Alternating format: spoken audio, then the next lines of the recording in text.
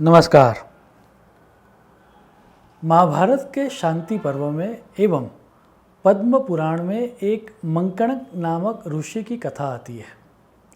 मातरिश्व नामक एक महान ऋषि थे।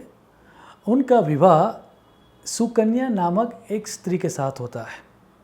वो दोनों बहुत ही वैदिक परंपरागत जीवन व्यतीत करते थे। कुछ समय के बाद उनके वहाँ एक पुत्र का जन्म होता है जिनका नाम था मंकणक। अब मातरिश्व ऋषि के पास भी बहुत सारी सिद्धियाँ थी, लेकिन वो कभी भी अपनी सिद्धियों का अहंकार नहीं करते थे। जबकि मंकणक जैसे जैसे बड़ा होता गया, उसका जो एटीट्यूड था वो थोड़ा बहुत डिफरेंट था। वो ये मानता था कि हमारे पास जो है उसका अहंकार करने में कौन सी बड़ी बात है।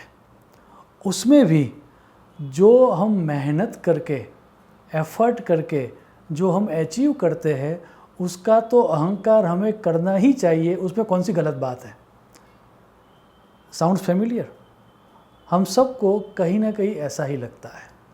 हम सबको लगता है कि अगर मेरा रूप अच्छा है तो दिखाने में क्या दिक्कत है। हमको लगता है कि अगर मेहनत करके मैंने कोई पैसे अर्जित किए हैं और नई कार ली है या नया घर लिया है या नया प्राइवेट जेट लिया है, तो वो दिखाने में दिक्कत क्या है। अगर मैंने एग्ज़ाम के लिए बहुत सारा प्रिपरेशन किया है, एफ़र्ट किया है और उसके बाद अगर मेरे अच्छे मार्क्स आए हैं, तो उसका अहंकार करने में गलती क्या है। यही मेंटालिटी, इसी तरह की मेंटालिटी मंकणक की भी थी और इसीलिए आखिर में जाके इस तरह की मेंटालिटी के कारण किस तरह से उनके जीवन में दिक्कतें आई, उसी के बारे में ये कथा आगे बढ़ती है।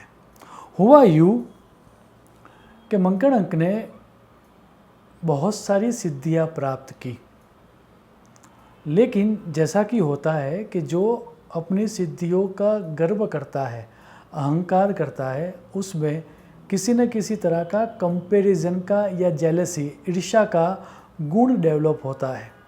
तो वैसे ही मंकणक तप करके किसी सिद्धि को प्राप्त करता, फिर उस सिद्धि को दिखाने में लग जाता कि मेरे पास तो ये सिद्धि आ गई है। अब मज़ा ये है कि जब मंकणक अपनी सिद्धियों का प्रदर्शन करने जाता, कोई ना कोई ऐसा व्यक्ति होता ही जिसके पास मंकणक से ज़्यादा सिद्धि होती, तो वो अपनी सिद्धियों से खुश नहीं होता। वो किसी अन्य के पास ज़्यादा सिद्धि है ये जान के दुखी होता और इसीलिए उसने सोचा कि चलो अब कुछ ऐसा करते हैं, मैं कोई ऐसा तप करता हूँ, ऐसी कोई यूनिक अचीवमेंट प्राप्त करता हूँ, यूनिक सिद्धि को प्राप्त करता हूँ कि जो किसी के भी पास ना हो। और ऐसी ठान के वो सारस्वत नामक तीर्थ में तप करने लग जाता है। कुछ समय तप करने के बाद एक दफ़े ये होता है कि उसके हाथ में एक दर्भ लगता है और उसके हाथ से लहू निकलना स्टार्ट होता है। लेकिन आश्चर्यकारक घटना ये थी कि जब लहू निकल रहा था तब वो गन्ने का रस जैसा दिख रहा था। इतना ही नहीं, जब उसका टेस्ट उसने किया तब वो स्वाद में भी sugar cane juice, that means गन्ने के रस जैसा था। अब तो मंकणक बहुत खुश हो गया। उसने लगा कि ऐसी सिद्धि तो पूरे विश्व में किसी के पास हो ही नहीं सकती। तो वो बहुत एरोगेंट हो गया, अपनी सिद्धि को बार बार दिखाता। हालांकि उसके पिता के पास भी बहुत सारी सिद्धियाँ थी, लेकिन वो कभी दिखाते नहीं थे। तो उसकी माता, उसके पिता या उसके आसपास के जितने भी लोग थे वो बहुत दुखी हुआ करते थे, क्योंकि आखिर में मंकणक था तो ऋषि ही और उसका लाइफ पर्पस ये नहीं था कि उसको एरोगेंस करना चाहिए अपनी सिद्धियों के बारे में। सो उसके आसपास के जो लोग थे वो ईश्वर को प्रार्थना करते कि ईश्वर तुम मंकणक की बुद्धि को ठीक कर दे और उसको सद्बुद्धि दो ताकि उसका जीवन अच्छा व्यतीत हो। इस तरह से अचीवमेंट का एरोगेंस करते हुए किसी भी व्यक्ति का कल्याण नहीं हो सकता। कुछ समय की प्रार्थनाओं के बाद ये हुआ कि उनकी प्रार्थनाओं से खुश होकर स्वयं शंकर भगवान मंकड़ंक के पास आते हैं और मंकड़ंक को पूछते हैं कि तू इतना खुश क्यों हो रहा है, तू इतना अहंकार क्यों बता रहा है, ऐसा क्या हो गया, क्या कोई आत्मा या परमात्मा मिल गया या ऐसी कोई बड़ी उपलब्धि हो गई। मंकड़ंक शिव जी के सामने भी उपहास करते हुए या अहंकार से देखता है और कहता है कि आपको दिखता नहीं है, आप देखो मेरे हाथ से गन्ने का रस निकल रहा है, ये उपलब्धि क्या छोटी उपलब्धि है। तभी उसको बोध पाठ देने के लिए शिव जी अपने अंगूठे के ऊपर वार करते हैं और उनके अंगूठे में से शुद्ध चीनी, प्योर शुगर निकलना स्टार्ट होती है। मंकड़ंक को अचानक रियलाइज़ होता है कि वो ऋषि है।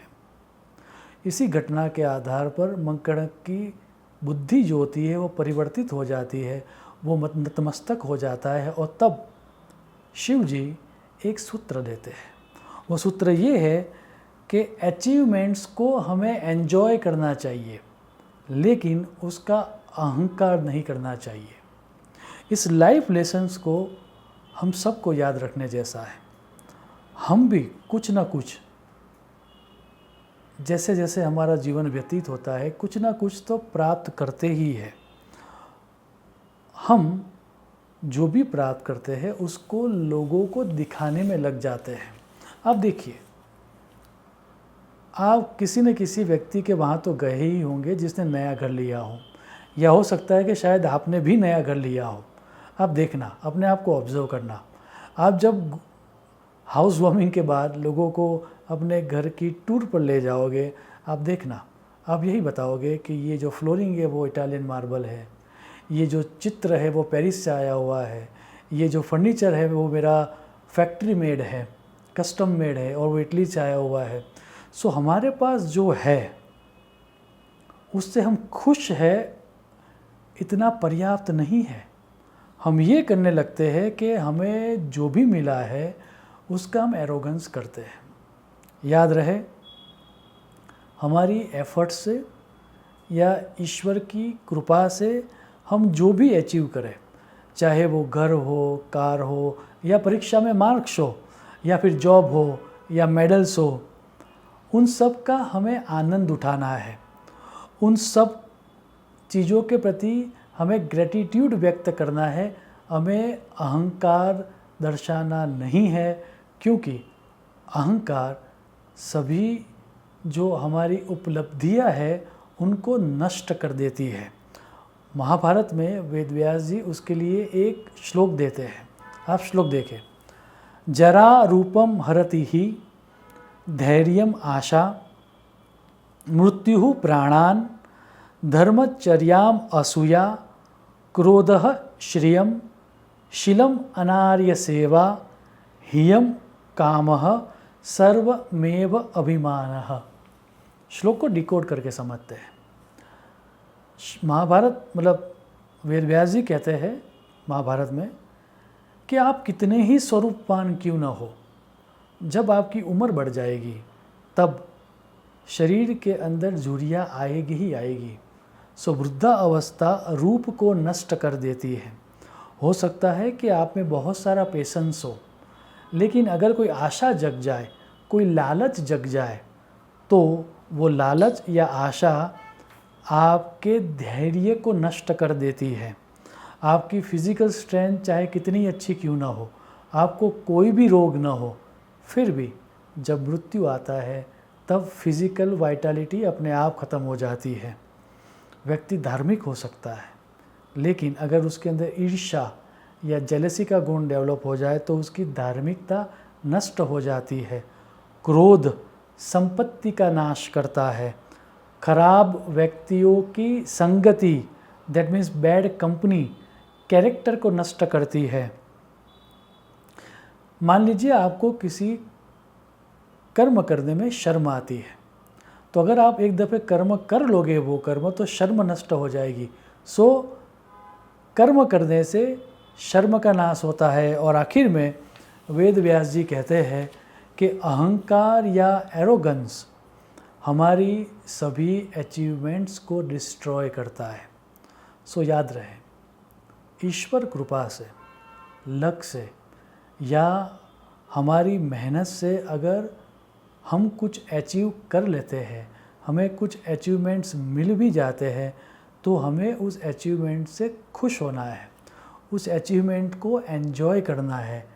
लेकिन लोगों को अपने अचीवमेंट दिखा दिखा के या फिर उसके बारे में बात कर कर के एरोगेंट नहीं बनना है, क्योंकि अगर हमारे अंदर वो एरोगेंस आ गया तो शास्त्र स्पष्ट कहता है कि हमारा किसी भी तरह का या किसी भी लेवल का अचीवमेंट क्यों ना हो, एरोगेंस सब तरह के अचीवमेंट्स को नष्ट करता है। शुभम भवतु। प्रणाम।